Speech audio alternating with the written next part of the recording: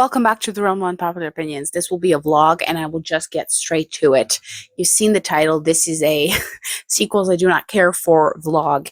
Let's start with Emily Wilde's not encyclopedia, Map of the Otherlands. Let's start with Emily Wilde. I have a bone to pick with this book. Actually, let me turn the light on so you can properly see it. We need to talk about this. Let's continue. I read quite a bit. Oh, I'm over halfway through. I do know that much. Again, so we can see the cover. The cover is the prettiest part of this book. I am livid, actually. I'm having a way easier time with this than I think I would with A Fire Endless, and that's simply because I love Heather's writing far more. Now, this is a different experience to me reading the first book because I didn't know who she was when I was reading the first book. Like, I knew the writing style was enjoyable, but I didn't know who she was. Like, she wasn't lodged into my brain as one of my favorite writers, craftsmen of words that I've ever read. So this really irks me. This irks me to no end how much I hate this book. Because, and I said this in one of my, like shorter update reviews, I know she can write well, and that annoys me while I'm reading this because I don't know how to get into this without spoilers, so let me just talk non-spoilery first. The first book had plot holes, conveniences, contrivances. I had a problem with a lot of the world building. I didn't like how it was crafted. I didn't particularly like the characters either, now that I'm remembering it. But I loved her writing. Like, the fact I loved her writing so much, despite not liking Emily Wilde, that I picked up the rest of her books, is a tantamount to how much I actually loved her writing. But now that I know everything she can do right, like, I've read so many of her books now. I think I have 1.5 books left, and one of those is, I think, a contemporary book. So technically I have just half of Language of Ghosts and Islands of Elsewhere. So basically I have 2.5 books left. But I've read enough, like, to know what she can do, what she is good at, which relationship she excels at writing, that I hate how bad this is. It annoys me, I think, more than it would because I've read her other books. I will put the book down now and just put up the picture because I can't. I just need to rant. I can't be holding it up and also rant. But the thing that bothers me the most is that, and I hated this about the first book, but now that it's a sequel, I feel it more intensely somehow. This book feels engineered to be popular. But I don't mean that in the way the author had a specific target audience in mind, so they are writing for them. I mean, certain lines, passages, tropes, how certain things occur feel exactly like she put them there, not for a narrative purpose, but for the purpose of it being popular. I don't know how to explain myself without doing spoilers. So I think we will do that soon. I'm gonna have to vent about spoilers, and I'm gonna probably mark that. Don't worry if you don't care for spoilers, but if you have read the book, do stick around for the rant. But the thing that I can still say is that I hate every time they're in the university setting because I don't buy it. I don't find it believable. If you want to know more about that, look up my review or on Goodreads for the first book. There were so many things about the world building and their time at university that I just do not buy. I'm currently at university, so much of them being tenured professors at a university I don't buy. So that part, I was glad when they were gone from university because I couldn't stand it. And then the Alps. I was like, yes, it's the Alps. I can't wait for this setting. Like, it's one of my favorite settings in the world. Literally, I recently went near the Alps. I saw the Alps. Like, it's my favorite setting in the world. It doesn't save the book, though. Like, in book 1, I feel like the setting carried the book because I didn't know she could do better, you know? So I was like, okay, I don't like a lot of this book, but at least the setting is nice.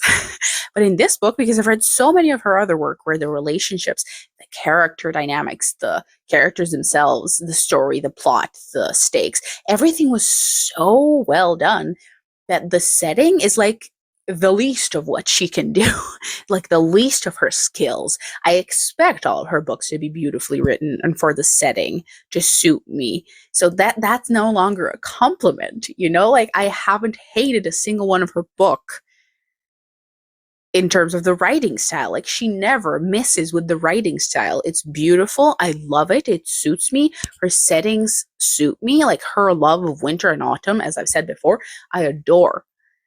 So that is no longer something I'm impressed by. So expecting her to write a beautiful setting in the Alps, I am noticing more how everything else is crap. I'm so annoyed. And at the point where I left off, which again is over halfway through, it's almost 200 pages in, I lost my mind in the negative way. I put the book aside and I was like, why am I reading this? Like, I know I don't like this. Why am I reading this just because it's Heather Fawcett? Like this series, and don't take offense. Do not take offense if you love this series. I'm glad you love it because Heather Fawcett is a fantastic writer. But for me, this series feels written for people who will never read another of her books again, you know, who will like find it fun and entertaining, but who will never pick up another of her books again. And I feel like that's actually the case because none of her other books on Goodreads at least have like more than a few thousand people who rated and read them. So this feels engineered for people who will never pick up another of her books again. And it kind of shows, you know, because I would be impressed by the writing if I hadn't read any of her other books. But yeah, let's get into spoilers. I will somehow mark that I'm talking about spoilers. I don't know. I will do that in editing. Anyway, we're talking spoilers. I hate the fact that they're a couple. That isn't a spoiler. That obviously happens in book 1 very early on. Like, you know, they're going to be a couple. Like, that's just going to happen. I hate the fact that they're a couple. I also said that in my review of book 1, but I'm feeling it even more intensely in book 2 because Heather Fawcett, if you don't know, if you haven't read her other books, she writes such wonderful, like well-developed, believable friendships that it irritates me that they're a romantic couple. Because again, you can disagree with me. That is perfectly fine. They do not read like a couple, like at all. I am not a proponent of opposites attracting, actually, in real life or in stories. They have nothing in common. Their personalities are contrary. They even disagree about whether they want a dog or a cat. They have nothing in common. They disagree on everything. They're different people. But that's a fun dynamic in Friends, okay? Because it's fun. You get to bicker if you're friends. But if you're a couple, and also a couple where one of them is immortal and a brutal, violent king of a fairyland that's famously violent and brutal, and you want this recluse scholar who likes research and reading books in her room to be the queen of your kingdom, this is where I lose interest because the story is no longer believable. And I said that in the first review. I thought this was like going to be an academic Rivals to Lovers, where they were both humans researching fairies, and then they fall in love and they compete over scholarship, and then they become a couple. That would have worked. That would have worked because they're sort of on the same playing field, so to speak. They're both remote from fairy because they're just researching it. They're not part of it. But making Wendell not just an ordinary fairy, because Heather Fawcett can't do that. Her characters are always either fairy kings or fairy princess. Because he's the fairy king of an Irish fairyland that's, again, famously violent and severe and feared far and wide. How is their life supposed to work? How? Okay? Like, with the contradiction of him wanting to go back home and her loving her life at Cambridge, you immediately set yourself up for failure because I do not believe you. And I said that in my review for book one, but we're speaking about book two right now. It's just not believable storytelling that they're a couple. Dynamic wise, personality wise, who they are as people wise, but you could get rid of all those problems like in one fell swoop if they are friends, and not a couple. I'm livid because I know she can do that well. But I guess because, again, she wanted this to be popular and she flew right into the romantic, cozy fantasy trend perfectly, might I add. I also said that in my review. They needed to be a couple, obviously, but they would work so well as friends that it's hindering my enjoyment, if there is any, of the second book. Because they're bickering, they're bantering. How different they are is fun. As soon as they're not a romantic couple, she makes friends with Faye all the time, like throughout the story. It would be super cool if like her best friend was like a spunky, optimistic sunshine fairy king who has a brutal side, and she's helping him get back home. That would make for a good story because Heather can write that super well. Like she helps him go home, then he shows her the land, he helps her. Like it could work as a friendship because you don't have the looming threat of they need to get married and choose where to live and how their life is going to look like because they're friends. Like he can visit her from fairyland, she can occasionally visit him. There's no like bondage because they're spouses to having to share a life because they would just be best friends. It would be so cool because she is making friends with Faye that like Emily so into her research that her best friend is a high courtly fairy king. Like that would be good. And Heather has done it before. Again, I've read several of her, but she has done it before. But because it's like we have this weird thing, and I will like make another clip. Hang on, because I need to talk about that. It's like we as a society have this problem with friendships being in middle grades and romances being in adult books, and there is rarely ever anything in between. Heather is a victim of this as well because I've read both of her like young adult and adult novels and almost all of her middle grades. And her middle grades are wonderful. Okay, wonderful because the friendship and family bonds are done beautifully. And I don't think she has romance in a single one of those books. I mean, there's a hint of it with In the Grace of Wild Things because that's an Anne of Green Gables retelling, and you know that Anne and Gilbert are a couple. So like there's a hint of it, but not really. And there's no problem with men and women being friends in middle grades, but as soon as a man and a woman bicker a little bit in something that you know isn't a middle grade but is a young adult or an adult book, you can immediately assume that they're going to be a couple. And that irritates me.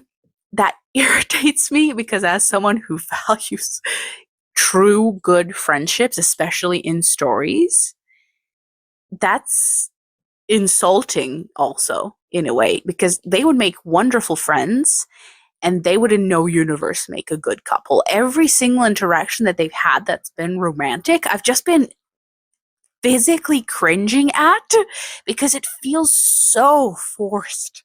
Like I actually forget they're a couple until she reminds me. Like for that, I think that's why I was so jilted because I stopped reading the book right after they sleep together in the tent for the first time, which was God, that was so awkward to read because it was intentionally written that way because Emily is supposed to be like that kind of person anyway, taking charge in the weirdest possible way. But until then, I straight up forgot. Yeah, there are the occasional, she kissed him or whatever once, I think, on the train, and then she like touches him a lot, thinks about brushing his hair back. But those I can like, brush to the side, and straight up for like 200 pages, I could have pretended that they were friends and I was loving the book. But as soon as one of them mentions marriage or they sleep together, as they just did in the last chapter, I realized how much I hate that. Like, I realized how much I hate that. And I can now confidently say that all the plot holes, all the other stuff that I don't like about the world building, this counts for book one as well, I would not consider such a problem if these two weren't a couple. Everything I have to say about both of these books would be not fixed, but it would certainly make the book better for me. For me, certainly. But I know this romance is very popular. People adore this romance. I can't stand it. I cannot stand it. And again, every time that I can pretend that they're friends and not somehow a couple. Also, this is a weird thing, but even though he essentially proposed to her, they don't call each other like boyfriend, girlfriend, partners, whatever. They call each other friends. Like he said several times through the book, am I not your friend? How long have we been friends? They've spoken to the others as if they're friends. They've even introduced each other, I think, as friends once. So I was like, this is this is like supposed to be an old-timey dynamic, but this world feels also, while we're at it, super modern. This does not feel like it's supposed to be set in like the beginning of the 20th century. Like it feels very modern, but it's weird. Okay, it's weird because a book where I can pretend that they're friends and then they suddenly sleep together and I'm reminded that they're supposed to get engaged is a super confusing, super disruptive way of telling a story. And again, it has to be said, I cannot imagine them as a couple. I cannot, in any universe, actually imagine them as rulers of a fairyland. First of all, he would never make a good king. I don't want to be the one to say it, but do you ever read a book and there are characters who are like supposed to be rulers and they need they are rulers of a kingdom and they want their throne returned to them, but then you're sat there and you're like, you would not make a good ruler actually, so I'm not that invested in you getting your kingdom back. Like I sympathize with him wanting to go home and having his cat back and being in his land, but he would not make a good king, personality wise, what he's like as a person wise, how brutal and violent he is while also being silly. He's just he wouldn't make a good king. But yeah, I guess you could argue that fairies are like a little bit chaotic in the first place, so maybe he would make a good king. I digress, but she, in which universe, because it certainly isn't this one, and it certainly isn't, what is it called, Silva Lupi, or whatever that his realm is called, she wouldn't make a good ruler in any realm, okay? She has that awkwardness, that bluntness, she is a recluse. She dislikes people, is uncomfortable around them, doesn't like having attention on her, even though she's supposedly a professor, a tenured professor. She's a researcher. She could literally like go through the countryside creating a map for weeks and not speak to a person. She could be buried in a book in her own room. In which universe would she make a good queen of any realm? I don't want to say it, but the stepmother who like banished Wendell, maybe she did a good thing. Maybe she did a good thing, okay? Because Wendell seems to be having a perfectly fine time where he is. And Emily certainly doesn't want to be removed from her position. So, again, as they're a couple, I am not invested at all in them finding his homeland. But if they were friends, everything would click and make sense. Her helping him to find his homeland and them bickering and them being opposite and disagreeing, but still appreciating each other would have been perfect and fun and dynamic, and I would have loved it, and I would have been invested in actually her helping him find his home because he's yearning for his home and for his cat. I would have been invested, but then he makes a tent out of her coat and they hook up, and in such a weird way that I honestly would not have preferred smut. I never prefer smut to closed door, but the way it was done was just so uncomfortable to read. Like, you could take your clothes off now. And I was like, maybe don't. Maybe don't. Maybe just stop the chapter there. But yeah, this was just a rant that I needed to get out. But now that I've read 200 pages, not today, definitely not today, but I will read this like within a day or two, because Heather is nothing if not easy to read, because yeah, her style is great, but I think I bought this book like half a year ago, and you can tell, you can so tell. So I don't know if I will read the third one because they're engaged in the third one and they're going to his kingdom. And I don't care. Frankly, I don't care. I don't even know why I bought this book. Okay, I was like, maybe she's improved. maybe she put all of the magic she put into the other books into this one, but no. She wisely and cleverly, I think, kept it on the level of the first one, and people keep coming back. People love it, and that's absolutely up to them because she certainly found her target audience. It's just a shame that none of that target audience, apart from like 2% of it, including me, apparently, will pick up her other books. So I will see you for the next rant, whenever that is, and I hope I will not have anything new to say because I just expect more of the same. But now that, like, my bubble about them being friends has been thoroughly squashed, I just don't care anymore about any of it. I would follow a book about Rose at this point. This is going to be a borderline, not drunk, because I don't think I drank that much, but extremely annoyed update. So, the first thing that we've got, the Emily Wilde books. I finished book 2. I finished book 2, and I don't know why I brought both of them out. I think it's just so I can take them out of my room. But this is the one we are talking about. This is the culprit of this entire video, so I will put it down for now and know that that is what I am talking about. I detested this book. I despise it. I still have yet to sit down and actually type up the review because I hate it so much. What has changed since I last updated? Both nothing and a lot. Like the last time that I was here, they hooked up in the tent. That was, as it turns out, the least of my problems. Genuinely, like, the least of my problems, because the plot, the pacing, the character work, the dialogue, everything just got so much worse. And I've actually seen that a lot of people prefer book 2 to book 1, which is interesting, since it's the complete opposite. Like, I wasn't that personally offended with book 1. I just didn't think it was good, and that it was very algorithm cliche, like it hits all the spots that it should hit to be popular, but I didn't find it like detestable. Whereas this, like, I hated. I personally hate it. I gave it 1 star, which is, as I've said before, very rare for me because I give bad books 2 stars mostly. 1 stars are reserved for, like, I hated this. Like, I thought this was one of the worst things that I personally read because I feel like it either insulted me on some level, or I hated it on some level, or disappointed me on some level, or made me angry. Like, 2 stars are, I objectively think this is bad, even though I didn't really care for it. I will forget about it as soon as I finish it.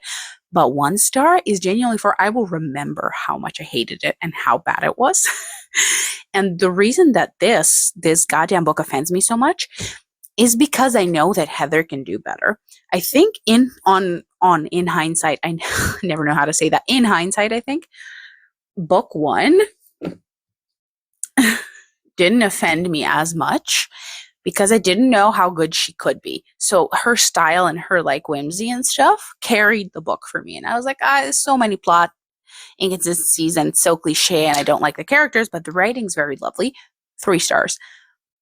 I know she can do better now, both with pacing, with characters, with payoff, with relationships. Like, I know she can do better. The only thing that's consistent throughout all of her novels is the writing style. So since I know she can do better, this made me so angry. This made me so angry. Every cringy line of dialogue that came along, I was just staring into the wall, chanting, like, Heather, you can do better because I've seen you do better. So, like, but then I relaxed a little bit, took a step back, and realized that I am simply not the target audience for this. Because I've said this earlier, I will just repeat myself because it's another day entirely. The target audience for this series are people who will not pick up any of her other books, either because they're middle grades or just in general won't pick up any of her other books. They are her target audience. And I think she's nailed it for them. But since I've read all her other books, and I now know that there's a higher standard to be holding her up to, I can't read this because I know she can do better. I think this wouldn't be 1 star if maybe, like, I read Emily Wilde 2 immediately after Emily Wilde 1, and I hadn't read any of the other books, I would have still hated it because I hated so much of this book. But I think it would have been like 2.5, like a low 3. But since I've read the other books, I'm just not the target audience. It's so bad that I'm considering not even reading the third one. There's just one tiny problem. Now, I do not really have that kind of bookshelf OCD. These books are so pretty. They're so pretty. Like these compact paperbacks with the glossy stuff, like with the mushrooms. This is my exact aesthetic as far as book design goes. So I might keep them just because I find them so pretty. I might just keep them on the shelf and like look at them every now and then. But I don't think I will be buying the third one. The third one, I don't even like the aesthetic that much. It's a little bit different. I don't think it's very woodland themed anymore, and it's pink. I do not really like that color. So I think I could safely sit the third book out and maybe read the ebook, if even the ebook, because I genuinely don't care what happens to these people and I hate them. Let's get into the specifics and then I think I'll be done with this book. I should type up the review, but I don't really want to remember everything that happened, if I'm being very honest, so that's going to be interesting. Now, I'm aware that the magic stuff, even though it's minimal, I mildly enjoyed. Like Snowball, Poe, the cat, I enjoyed that. But again, the animal stuff, the nature descriptions, and the writing cannot save this book because she does that in every book. Okay, she does that in every book because she's good at it. So that isn't a plus because she can always do it. That's like the bare minimum if you're reading a Heather Fawcett book. Good animal moments, nature descriptions, and excellent writing. So I cannot give star ratings just for that. Although, again, I think I did that for book 1 because I didn't know that it was to be expected with her. I'm sorry if I'm yapping and I'm tearing your yapping into your ear, but I don't even know if I'm going to include the other sequel in this video because I'm sick and tired. I'm sick and tired of this, but I might read the other sequel just to get it over with. I think I'm going to have less stuff to yap about because I care way less about that other thing, and I think that's actually going to make it a better book because I care about Heather so much that I know she can do better and I expect better, and it's irritating. So basically, in conclusion, I don't even know if there's anything else that I want to say, frankly. The pacing was all over the place. The motivations, the character relationships were chaotic, cringy, cliche. I hated her and Wendell, both individually and as a couple. The ending, you have some sort of anticipation for her getting into the kingdom and there's going to be some danger or something. She poisons the queen, escapes, and that's kind of it. The book's done. Don't care. Genuinely don't care, and it made me super angry, and I think I have nothing else to say about it. The books, again, both of the books are beautiful, stunning, gorgeous copies of books, and I'm going to keep them because I find them pretty. I'm not going to be buying the third one, but I never want to speak of this again. I need to wipe it from my mind, frankly, and if I do read the third one, I might consider not even telling anyone because I hated it. Heather, you can do better. You should do better, and simply because this and the other young adult books were meant to be popular and meant to be widely received as positive doesn't mean that you need to so hard lean into cliches and tropes and just I cannot even find the words to describe how much book 2 angered me. I think upon reread, book 1 would be a lot worse than it was with my current knowledge, but I'm not doing that. I'm just going to shove them into the shelf in another room, and I'm going to look at them from time to time because they're very pretty. Props to the graphic designer, but props to no one else, frankly, because I hated it. I hated it so much. It's a shame that this is the first novel that I read this year, but it is what it is. Let's just leave it behind us, move on to the second sequel, and hopefully get rid of both of those because popular fantasy romance is absolutely not my genre, but let's hope the next one makes me less angry because at least I know it's Scotland inspired and it has not prettier writing. I love Heather Fawcett. It just has more descriptive lyrical writing, I guess I would say. So let's move on and never speak of this again. I do have to force myself to type up the review, though. I'm sorry, there was a hair on the mic. Let's get into the spoilers. That's why we're here. That's why you are here. If you've read this book, my condolences. If you've liked it, maybe click away. Where we left off, yes. Everything just went downhill. Everything that was already bad just went downhill. They were so disgustingly cringy to me once they become a proper couple that I could not stand them when they were together. But luckily he keels over from the poison pretty soon, so I think they're apart like almost until the end of the book. Rose as a character I enjoyed. He isn't that present though. He isn't that present in the second half. We can safely ignore him as a contender for the upsides of this book. Ariadne, the niece, didn't particularly care for her, and there's a reason for that. That is because we mostly look at Ariadne in relation to Emily. Which brings me to Emily. Oh my god, I despise that woman. I despised her. Like in the first book, there was already like that line of writing where it's like, oh, she's quirky. Like I'm still not sure if she's supposed to have a diagnosis of some kind or not, but I don't care, frankly. It's not said in the book. So it is written, because it's very unserious, it's written like it's a quirky thing that she cannot relate to others, is never polite or kind, she's just blunt. And I'll actually give you proof that it's played off for laughs. There was this one scene where her and Rose are talking and they bond over how they're both terrible professors, because she says that this one student, like she gave her a bad grade when her cat died, and then the girl burst into tears and she gave her extra credit and like literally left or whatever. And Rose related, and she was like, yeah, I hate it when they cry. And they were bonding over being terrible professors, basically. As someone who's currently in university and who had a miserable time in high school, I will immediately despise her character if they are horrible to their students, because Emily is like, what, 28 years old, maybe 29.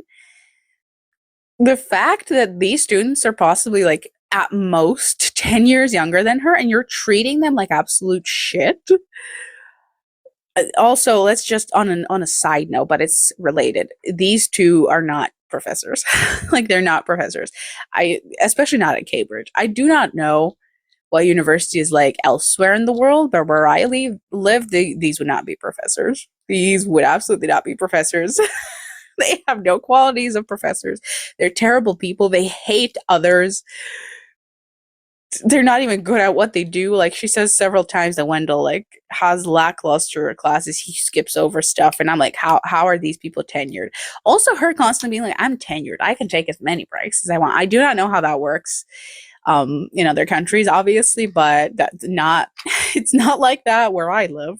It's certainly not like that. I don't think Emily has like lectured a single class that we've seen. She only whines about not liking the students and how they cry around her and having to grade papers, but she feels more like a researcher to me, or a librarian, like someone who's literally stuck in their room doing field work and writing manuscripts. How is this woman a tenured professor? I do not know even how she's a professor. She hates people. She hates teaching. She always wants to be right. She doesn't like being listened to. If someone wants to ask questions or disagree, she has no like pedagogy or people skills like at all. She's never there. She's always stuck in her room. She's constantly on trips or doing her own work or going to seminars. I have no idea how this woman is a professor in the first place. I hated that entire thing with the college. Let's just ignore that entirely. But Emily is a horrible person, and it's genuinely played off for laughs. And I don't like Wendell either that much. I don't like characters like that unless it's supernatural, which with him it kind of is. Like fairies are boisterous and lively and energetic. But with him, it's just like, this is just a very optimistic dude with very bad jokes and constant quippy lines. And I don't like him as a person. But with Emily, I was forced to admit that, like, why do you like this person? Why do you like this woman? Okay, sometimes you take the whole opposites thing that I don't like in the first place to an extreme, because I'm not only are you not a man, you're a fairy king, and we saw his fairy realm, where he comes from, and what uncanny stuff he's used to, and magic and everything, and what kind of people he's used to, and what kind of person he is. In which universe, because it isn't the one that I exist in, would you like this person? How does Wendell like Emily? While we're on that subject, why does Emily like Wendell? Neither of these people make sense to me as a couple. And I've said that before, but I've moved past them even being friends because I just hate them individually. But like, why do you like each other? Why do you like each other? Wendell is way more confusing to me because I'm like, she's a horrible person. And why do you like her? You really want to make that woman the queen of your kingdom? I mean, I know that was a famously terrible place, but there's no need to make it even more terrible. I will very briefly wrap up the video. Did not finish this because for the last 3 days I've been writing and I've been unable to stop. I think I've been writing for 7 hours straight every night. I literally had to physically force myself to put the computer down and go to bed. It's very bad. I think it's because I'm at the end of book 3, which, though difficult, is very dynamic and very exciting because it's been mulling over in my brain for so long that I can't believe I've finally reached it. Like, several things that I knew had to happen from the beginning, I've finally written. So we're ending the video here. This turned out to be more of a rant review about Emily Wilde, but let me just wrap up this as well. I read, a third of it, I think, about a third of it. And I have way less things to say about Emily Wilde, which is why I'm ending this video without having finished it. I just don't care. I do not mind anything. I do not like anything. I just simply don't care. I've never felt such apathy for a sequel to a book that I actually sort of enjoyed. I just don't care. I read this, things happen to the characters. I just do not care about anything. And it's actually very rare, if you've seen any of my videos, or even if you haven't, it's very rare for me to be neutral on something, to truly be just apathetic about a book, or I can't say that I'm hating it and I cannot say that I'm enjoying it. It's very, very rare. And that's the curse of the 3-star book. I think no matter what happens to this, unless something very drastic happens, it is doomed to being a 3-star book that I will forget I ever read. So, while it's not a struggle to read, I also never find myself wanting to pick it up. I'm going to actively have to force myself to pick it up. But I do not find it difficult to read when I do pick it up, if that makes any sense. I literally have nothing to say about this. So I think it's better that Emily Wilde is the last book and the only book that I really ranted about in this video. And this concept illustrates, I think, very well why 1 or 2-star books are actually not better, because objectively not better, but still more significant than 3-star books in my mind, in the way that I rate books. Because if you see me rating a book 3 stars, that means that it managed to make me feel absolutely nothing. That I didn't even feel it was bad. It was just so mediocre and insignificant and unremarkable that I cannot even give it a rating that makes it better or worse than average. And that's the worst possible way I can rate a book. I have very few 3 stars. Books that I disliked and objectively thought were bad always get 2 stars, and 1-star reviews are for books that are like a crime against writing or something that offended me personally that I viscerally hate as a reader.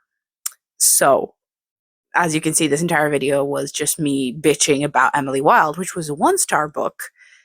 So in a lot of ways worse than this, which is a 3-star book. However, because that's not how I rate books, a 3-star book is worse because it will forget that I ever read it, whereas I remember every single book that I gave 1 star to. Anyway, I was interrupted, so I will see you in the next video. I hope you at least enjoyed the rant.